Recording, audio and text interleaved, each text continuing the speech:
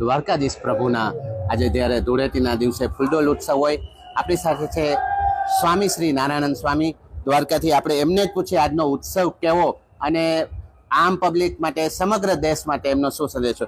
સ્વામીજી, આપના ચરણોમાં વંદન સાથે આજે જે ફૂલડોલ ઉત્સવ ઉજવાઈ રહ્યો છે, ભગવાન રાજાધિરાજ સાથે આપ બધા ફૂલડોલ ઉત્સવ ઉજવી રહ્યા છે, ત્યારે આપનો સમગ્ર દેશવાસીઓ માટે શું સંદેશ?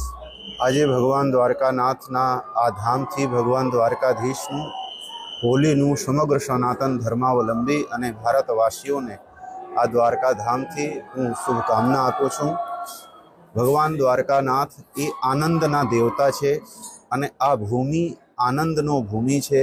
આપણે જોયું કે હમણાં જ 1 મહિના પહેલાં બધા લોકો સનાતન ધર્મીઓ અડધા પોણા ભારત પ્રયાગરાજમાં ભેગા થયા અને સૌ લોકોના ખબર નહીં પડી કે આમાં કોણ બ્રાહ્મણ છે, કોણ ક્ષત્રિય છે, કોણ વૈશ્ય છે અને કોણ શુદ્ર છે. એવો જ આપણો આ હોલીનો તહેવાર છે કે જ્યાં બેમેલ પણ મેલ થઈ જાય, જ્યાં જ્યારે દ્વેષ ભાવના પણ જે મનમાં હોય એ દ્વેષ ભાવના નીકળીને અને પ્રેમ સાથે લોકો એકબીજા સાથે રમે, એકબીજા સાથે રહે, એકબીજા સાથે એ લોકો એકબીજા સાથે કામ કરે અને એકબીજાનો સુખનો ભાગી બને. અર્થાત સબનર કરહિ પરસ્પર પ્રીતિ, ચલહિ સ્વધર્મ સુરત રીત નીતિ.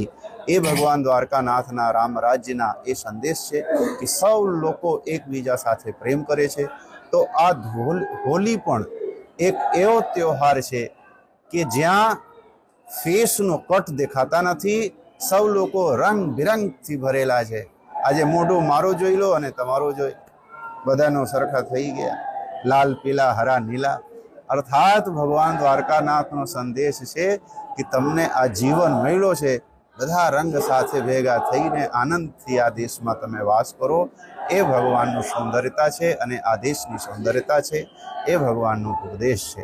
સૌ લોકોને પુનઃ દ્વારકાથી હું ખૂબ ખૂબ ગુરુજીનો આશીર્વાદ અને મારો ખૂબ સારા શુભકામના આપું છું.